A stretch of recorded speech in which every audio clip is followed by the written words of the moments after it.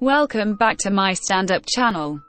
When an older man promised 18-year-old Corinna Slusser a new life in the Big Apple, the former cheerleader left her small town on the banks of the Susquehanna River and told her mom back home not to worry. But after the teen's arrival in New York City, she was swiftly ensnared in a Bronx sex trafficking ring. Her images were splashed across the web in advertisements for paid sex, and her body was sold in seedy hotel rooms by a notorious pimp accused of beating up his workers and stealing their money. Still, the horrors that Slusser suffered at the hands of the pimp and a convicted sex trafficker would pale in comparison to what her mother and victim advocates fear happened next.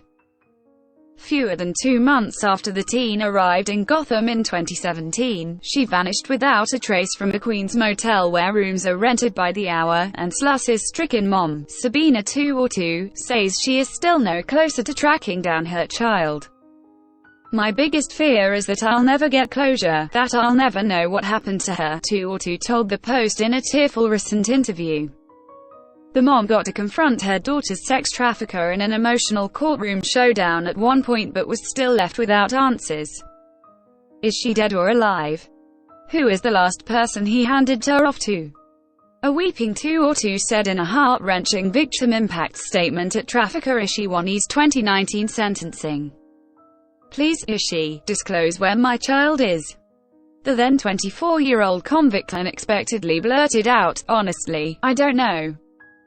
Woney is now behind bars, as is one of Slusser's alleged other pimps, who was sentenced last month to 2 years in prison for promoting prostitution and drugs. But neither man has been charged in connection with Slusser's disappearance, and 202 is terrified her daughter's case is a mystery that will never be solved. "It's been 4 years," the mother noted. "But I still shouldn't give up," she said.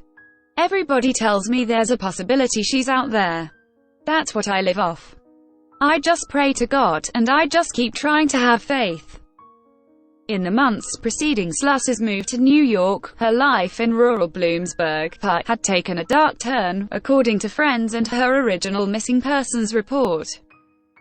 The former high school cheerleader had a fraught relationship with her mother, and when her plans to move in with her aunt during the winter of her senior year fell apart, she began living with a friend and soon dropped out of school. She was getting into trouble. She got fines, underage drinking.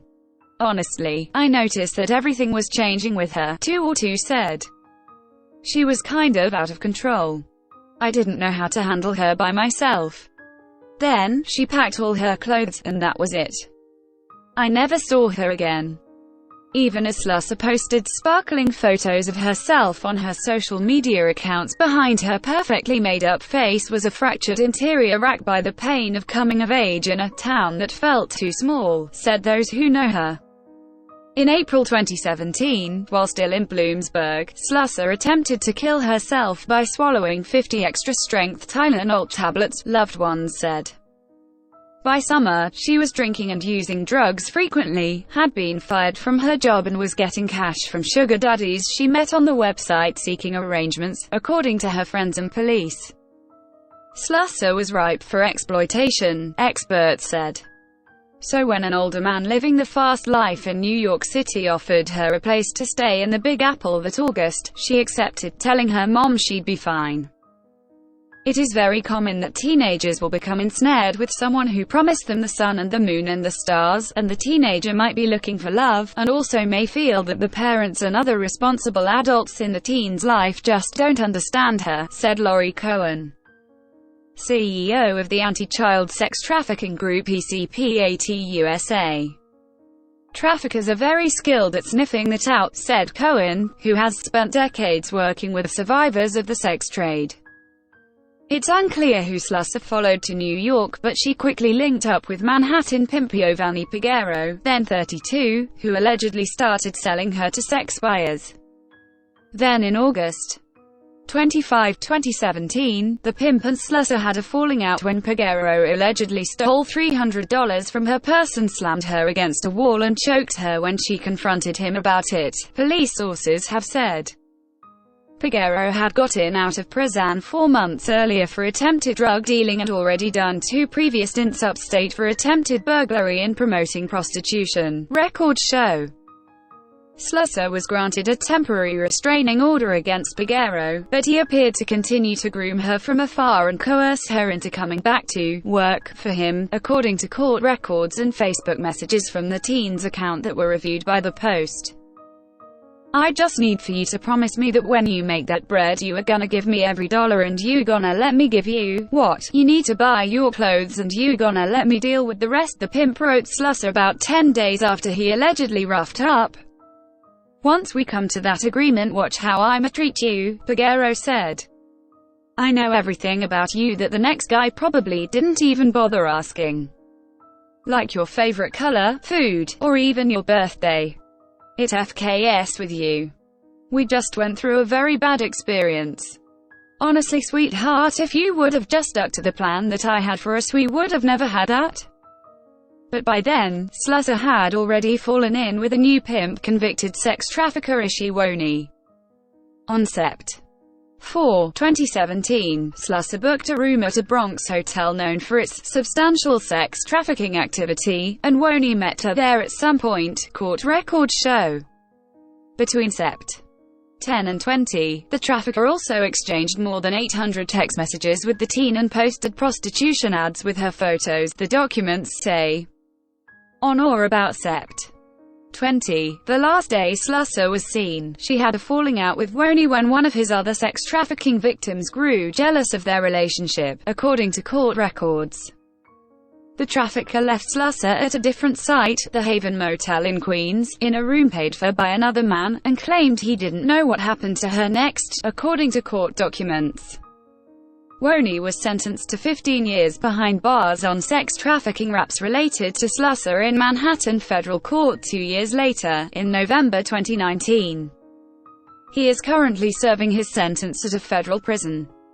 Slusser's mom attended Woni's sentencing, where she delivered her emotional victim impact statement demanding answers from the convict. Woni responded, "I never passed her off to anybody. Is she dead or alive? I'm honestly not sure, but I pray she's alive," he said. On the night Slusser was last seen, she was scared and alone and sought out a familiar face for help, Peguero, according to Facebook messages from her account. Slusser texted him around 7 p.m. and told him that Woni had left her in Queens with no money and food, and that she needed his help, the messages show. "I'm just scared to come to you, because of everything," Slusser wrote to Peguero, an apparent reference to his alleged assault against her. Peguero indicated that he would pick up Slusser, but only if she was willing to get back to work, the texts show. Slusser fired back, "If you missed me you wouldn't say, first thing, is she gonna work for me? You'd worry about my well-being and get me without stipulation. You care about money, not me." But after a few hours passed, Slusser appeared more desperate for Peguero's help, and the two made plans to meet up, the texts show, although it's not clear if they ever got together. After that night, the teen was never heard from again. The assault charges that Peguero had faced for allegedly choking Slusser were dismissed when the teen failed to show up for a court hearing, according to 202 and police sources. Peguero was later arrested for promoting prostitution in 2018 and cocaine possession in June 2021, and on October 25, sentenced to 2 years behind bars for the offenses. The Post went to Rikers Island after Peguero's sentencing to interview him about what happened to Slusser. He was adamant that he was not the last person with her. "Look at the internet, I wasn't the last person who was with her," Peguero cryptically said during the jailhouse sit-down, refusing to elaborate. "I don't know anything about that," he added of her disappearance. A police source told the Post that Peguero was questioned over Slusser's disappearance and looked at hard in terms of possibly knowing something about it. But the investigation has never been labeled a homicide case and is still considered just a missing persons probe. At some point, she's looking for a ride. Peguero says he wanted her to behave. She didn't seem willing to comply, and then at some point, she falls off the radar, the source said. Slusser had been keeping in regular contact with her mom while in New York, and the day the teen went missing, she told 202 she was ready to come home, her mother said. When the teen failed to follow up with her mom later that week and her phone went straight to voicemail, 202 reported her daughter missing. In the years since Sluss's disappearance, a Facebook page was set up in her name, and while the odd tips here and there have been sent to 202 and then cops, no real leads have materialized. "I feel hopeless," said 202, who has since relocated to Jacksonville, Florida, to the Post. "I waited as long as I could for Karina, and she wasn't returning, and it's depressing. Sometimes I don't even want to, I don't want to be here." Cohen said there is a chance the missing woman could still be under a trafficker's thumb. "I've worked with a number of victims who, while they were trafficked, their trafficker had absolute control over their ability to communicate, and isolation is an extremely effective way to maintain control over someone," she said. "There could be a threat like, you try to contact your mother, and I'll kill her." Quote. The expert also noted the inherent danger of the commercial sex trade and the high rates of violence that victims face not just from their pimps but the buyers who purchase sex from them, too. "Prostitution is lethal," Cohen said. "It's more dangerous than being a coal miner, it's more dangerous than being a firefighter. I think if you were to look at statistics of lethality, you'd have to look at being engaged in armed combat to compare to the risks of being in the commercial sex trade."